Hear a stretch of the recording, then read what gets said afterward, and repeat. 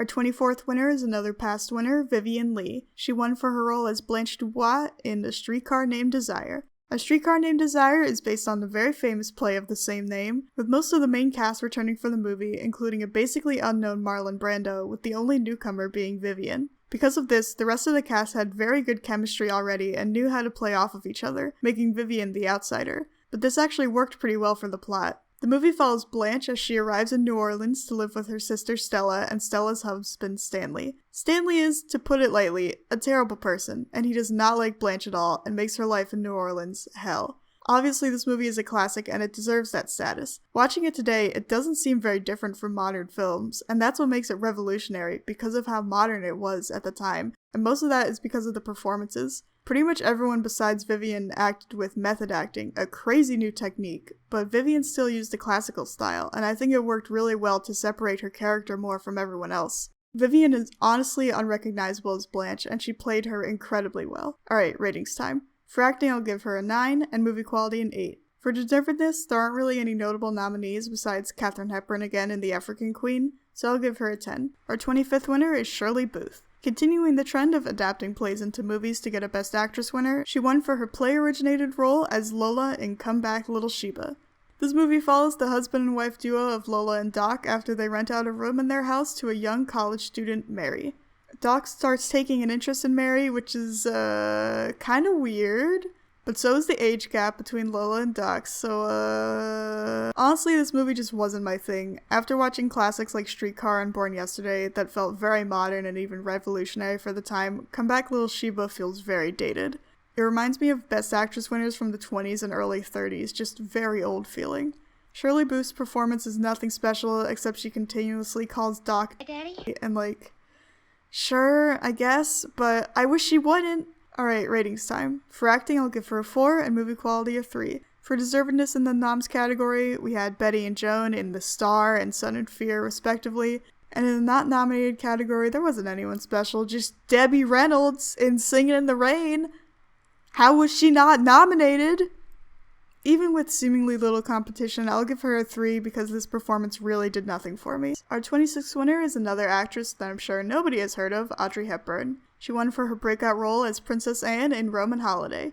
Roman Holiday follows a classic rom-com structure pretty similar to It Happened One Night, actually. Anne is the princess of an unnamed European country who gets tired of the strict life that being a princess leads, and she escapes into the streets of Rome where she meets reporter Joe Bradley. She doesn't know he's a reporter, and he sees this as a great opportunity to get the ultimate scoop on the princess, and decides to show her around the city. There really isn't a lot I can say about this movie. It's a classic, and it deserves that status.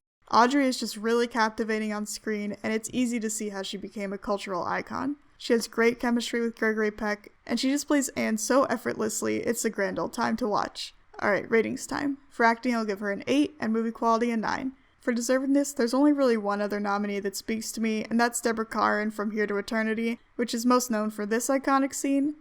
And while Deborah is great in it, she's also barely in it, and I'm honestly shocked that she got nominated for lead actress. Overall, Audrey was wonderful and definitely deserved to win, so I'll give her a 10.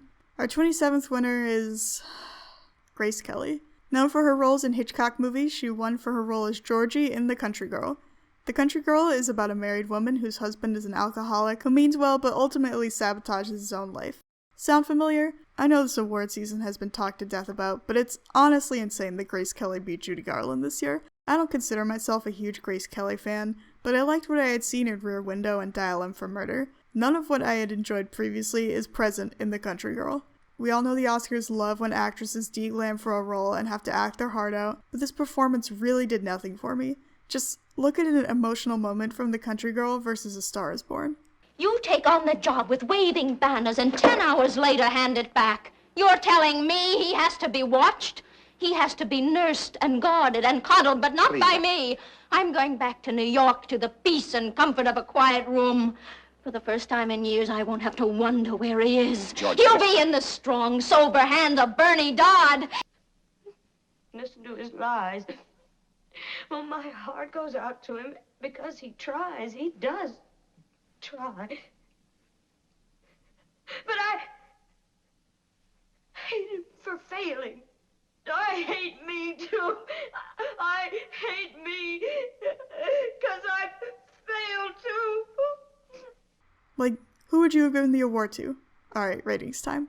For acting, I'll give her a 4 and movie rating a 2. For deservedness, obviously there's Judy Garland in A Star is Born, arguably her best performance in her entire career, but even if A Star is Born didn't come out this year, the other nominees are insane too. There's Dorothy Dandridge in Carmen Jones, Jane Wyman in Magnificent Obsession, and Audrey Hepburn in Sabrina. Literally any of the other nominees probably could have had a chance at beating Grace Kelly. For these reasons, I'll give her a 0. Our 28th winner is Anna Magnani. Probably most known for her work in Italian neo-realist films, she won for her role as Serafina in The Rose Tattoo. The Rose Tattoo follows the aftermath of the death of Serafina's husband, Rosario. After his death, she learns that he was not an honest man and was smuggling drugs and having a torrid affair with another woman, a woman with whom he shared a matching rose tattoo with. Serafina is heartbroken for years until she meets Alvaro, played by Burt Lancaster. This movie was very slow to start, but once Alvaro gets introduced about halfway through, the pace starts to pick up. Serafina and Alvaro have great chemistry, much better than the last Burt Lancaster movie I watched where he was paired with Shirley Booth. I think this decade in Best Actress winners contains a very clear shift in acting styles compared to the previous winners. Anna Magnani's acting is very real and honest. You can tell she didn't care if she didn't look glamorous every second she was on screen, and preferred to portray the emotions in their authentic state. While the movie as a whole didn't impress me that much, Anna Magnani certainly did, and I look forward to watching more of her filmography in the future. Alright, ratings time. For acting, I'll give her an 8, and movie rating of 4. For deservedness, the two actresses that I want to mention were both not nominated. The first being Jane Wyman in All That Heaven Allows, which besides having some good acting from Jane and Rock Hudson, is quite possibly one of the most beautiful films to be shot on Technicolor in the history of film. The second probably doesn't qualify for lead actress category, but I just want to shout it out since the film came out in 1955, and that's Sid Charisse and It's Always Fair Weather. If you like old musicals like Singin' in the Rain or On the Town, I would highly recommend this. It's really fun, and Gene Kelly tap dances in roller skates, so what more could you want from a movie? But even with these honorable mentions, I don't think they compare to Anna, so I'll give her a 10. Another second win, our 29th winner, is Ingrid Bergman. 12 years since her last win, she won for her titular role in Anastasia. Anastasia is based on the true story of a woman who pretended to be Anastasia, the lost daughter of Tsar Nicholas II of Russia. The entire family was thought to be executed, but there have been rumors that Anastasia escaped, so 3 men decided to use this to their advantage by bringing amnesiac Ingrid Bergman in on their ploy to convince the Empress that she is Anastasia so they can receive her inheritance. This movie was so boring. It's only an hour and 45 minutes long, a respectable length for a movie, but the pacing is just god-awful. And while I love Ingrid Bergman, not even she could save the snooze fest. She mostly won for this movie because it was her comeback to Hollywood after making movies in Italy for several years after being blacklisted, but she couldn't have a better comeback? Just compared to the previous 2 films I watched with her in it, Gaslight and Casablanca, she almost seems like a different actress. I couldn't appreciate her usual skill in this because I could never fully get into it. Alright, ratings time. For acting, I'll give her a 4, and movie rating a 2. For deservedness, there's a major nominee that probably should have and could have won if it weren't for Ingrid's comeback, and that's Deborah Kerr in The King and I. Deborah further proved her range in this movie by doing a musical, and from what I can tell, she killed it. For these reasons, I'll give her a 4. Our 30th winner is Joanne Woodward, an actress who I hadn't heard of before, but similar to Anna Magnani, I will definitely be checking out more of her filmography in the future. She won for her roles as Eve in The Three Faces of Eve. This movie follows Eve White after she gets sent to a psychiatrist when her husband notices that she's been acting strangely. The psychiatrist soon realizes that Eve has a case of what they call multiple personality and what we today would call DID. At the start, Eve has 2 personalities, Eve White and Eve Black, with the third, Jane, showing up much later in the film. Any film that tackles the subject of mental health is fighting an uphill battle because everyone experiences mental illnesses differently, and that battle is even harder for a film made in 1957. And although I don't think this is a super accurate depiction of DID, I will say that Joanne played Eve wonderfully, portraying each personality with subtle but recognizable differences. Since I hadn't heard of this film before, I read through some old newspapers to see what critics thought, and it seemed like they all liked her too. Thomas Pryor of the New York Times wrote, "It was a demanding task, sufficient to tax the talents of an experienced performer, and much more than would be expected normally of a comparative newcomer. Much like Jennifer Jones, this wasn't technically Joanne's first film, it was her third, but it was definitely her debut to the general audience. So the combination of being a newcomer and tackling a challenging, demanding role and exceeding beyond anyone's expectations, a Best Actress win was no question." Alright, ratings time. For acting, I'll give her a 7, and movie rating a 6. For deservedness, there's last year's winner Anna Magnani for Wild is the Wind, future winner Elizabeth Taylor for Raintree County, Deborah Kerr in Heaven Knows Mr. Allison, and Lana Turner in Peyton Place. I personally haven't seen any of these, but just based solely off of Joanne's performance, I'd give her the win too, so I'll give her a 10. Our 31st winner is yet another actress I'd never heard of before, Susan Hayward. And continuing the trend with the past winners I knew nothing about, Susan also completely blew me away as Barbara Graham in I Want to Live. This film follows the fictionalized true story of Barbara Graham, a woman who in the 50s would be considered to have questionable morals when she gets caught up in a murder investigation and eventually gets sentenced with the death penalty. While it can't be said if the actual Barbara Graham actually murdered anyone, this film posits that she was truly innocent and just an unfortunate victim of circumstance. First off, I just want to say that this film is amazing. It's incredibly well made, with the editing and cinematography being real standouts. But the entire film is held together by Hayward's stunning performance as Barbara. Her performance as a woman hours from death had my jaw clenched for almost half an hour. Even though I knew how the film would end, I was still pleading that the prison phone would ring and spare her fate, just like Barbara was. Hayward's turn from fake apathy to tense anxiousness is a sight to behold and is expertly done. Bosley Crowther of the New York Times wrote, Susan Hayward has done some vivid acting in a number of sordid roles that have called for professional simulation of personal ordeals of the most upsetting sort, but she's never done anything so vivid or shattering to an audience's nerves as she does in I Want to Live. And shattering is definitely the word I would use to describe her performance. Alright, ratings time. For acting, I'll give her a 9, and movie rating also a 9. For deservedness, this year was kind of stacked for nominees. There was Deborah Kerr in Separate Tables, Shirley MacLaine in Sun Came Running, Rosalind Russell in Auntie Mame, and Elizabeth Taylor in Cat on a Hot Tin Roof. As much as I am currently obsessed with this movie and Hayward's performance, I think I should watch some of the other nominees to see what the competition was like. So it turns out that the nominees are all really good, and I have a lot of thoughts on them, so expect a spin-off video soon about them. But overall, while I do think most of the nominees gave incredible performances in their own right, Susan Hayward was especially great, so I'll give her an 8. Welcome to the first spin-off episode of Watching and Ranking Every Best Actress Winner! Today we'll be looking at all the nominees for the 1958 Best Actress Award. Deborah Kerr, Separate Tables. Every new Deborah Kerr movie I watch, it becomes increasingly clear that she was one of the best actresses of the old Hollywood era. Every film I've seen her in, she's just playing a completely different character, and she plays them all so easily. A frightened governess in The Innocents, a caring teacher's wife in Tea and Sympathy, an English tutor in The King and I, and in Separate Tables, a shy, sheltered young woman held down by her overbearing mother. Separate Tables follows two different issues occurring at an English resort, with the one Deborah is a part of being that beloved boarder, Major Pollock, is discovered to not only not be a major, but also someone who harasses women. Deborah's character Sybil takes this news really hard, as she is quite fond of Pollock. Deborah expertly shows this internal argument between her fondness for him with her disgust for his actions. Her quiet and increasingly consistent rebellions against her mother are so satisfying to watch, and I practically cheered when she finally told her no. Her performance is so good that Photoplay magazine's review for Separate Tables says, watching these people in action is continuously absorbing, and that's all we'll say because the rest of this review belongs properly to Deborah Kerr. To those still unaware of her true worth, it will be a revelation. If you want to get into Deborah Kerr's filmography, this is a great place to start.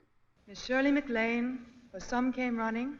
I'm gonna be honest, it was really hard for me to focus on this film. Normally I love Vincent Minnelli and I love Shirley MacLaine, but this combination of the two of them really did nothing for me. Sure, Shirley does a great job, but that's to be expected of her. There's nothing about this film that really blows me away in any aspect, and there are far better Minnelli films and far better Shirley MacLaine films. I don't have too much more to say about this film, except that to me, this is definitely the obvious fifth nominee, you know? If I had to choose a different nominee, I would probably choose Leslie Caron in Gigi, if only because it really racked up nominations this year and won every single award it was nominated for. However, of these nominations, none are for acting, so I guess I will give one for Leslie for being the titular Gigi.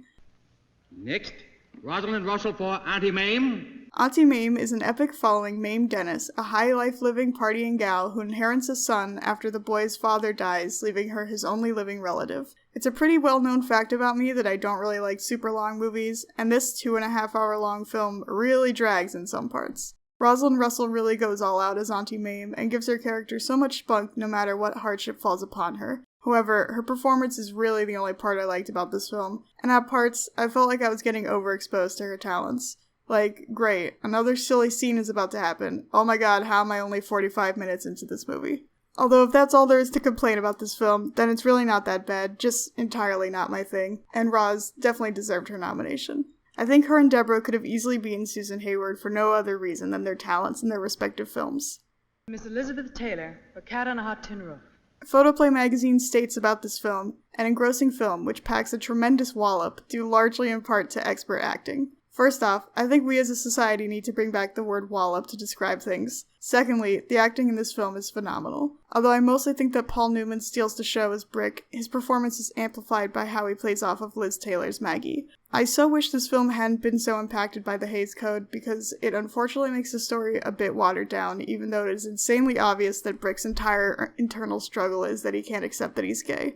Nonetheless, Brick and Maggie's constant fighting lays the stage for some great moments from both of them. I think in any other year, Liz could have had a good shot of winning the Oscar for this, but at the time she was involved with an affair with Eddie Fisher and was widely hated by most of the country.